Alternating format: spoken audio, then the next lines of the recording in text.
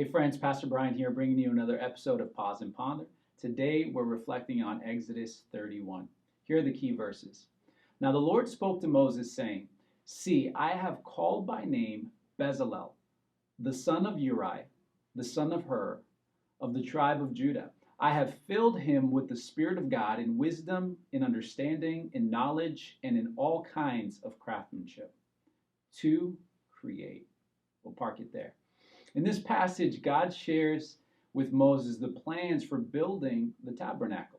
The tabernacle will be the place God's presence would dwell and where they would permanently worship God.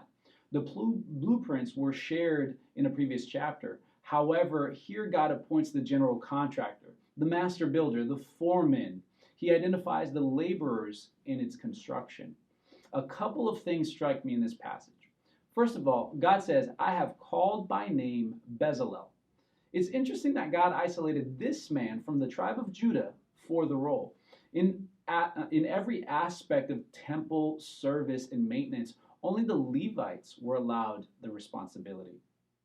They were the ones who could set up, take down, transport, maintain, or utilize anything pertaining to the tabernacle.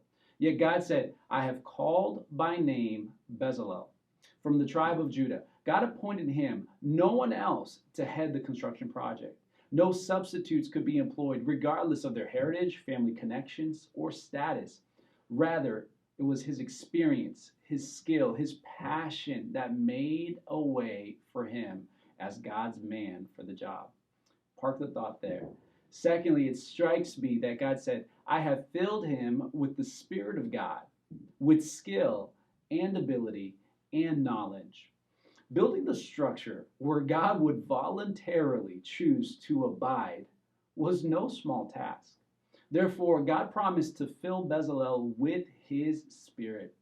Now, what does that mean? Let's take the ambiguity out of that. Simply, being filled with God's Spirit means having from God the ability to do or say exactly what God wants done or said. Therefore, Bezalel was promised someone who would perfect what he already possessed. God's Spirit would perfect Bezalel's wisdom, insight, knowledge, and work performance. Through the Spirit's empowerment, he would be wiser, more insightful, more knowledgeable, and more capable of any sort of work to which God assigned him. Friend, did you know that you were designed on purpose? You were designed by God to make a difference. You may not have the connections or the heritage, but you have been given abilities to achieve various tasks. Not only that, but you were promised a helper that can perfect those abilities. See, partner with God's Spirit. You fulfill your purpose and you impact your world. And friend, no one can make a difference in your world quite like you can. There are no substitutes. Similarly, in the church world, in God's church, there is no one who can make a difference quite like you.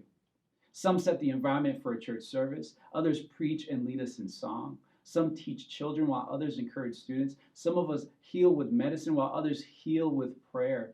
Every spiritual gift is an act of service. It's an act of love.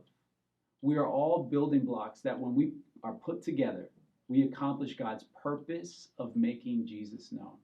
So I wonder, are you serving in your God-given purpose? I found that the best way to figure that out is to just start serving. Take what you love, what brings you joy, what you are skilled at, and start serving others through it and see your purpose be fulfilled. If these reflection moments have been insightful or encouraging to you, make sure that you subscribe and follow. Check out the playlist to see other episodes, and even, hey, share them with a friend, all right? And be a blessing that way. We'll see you again tomorrow at noon. Take care.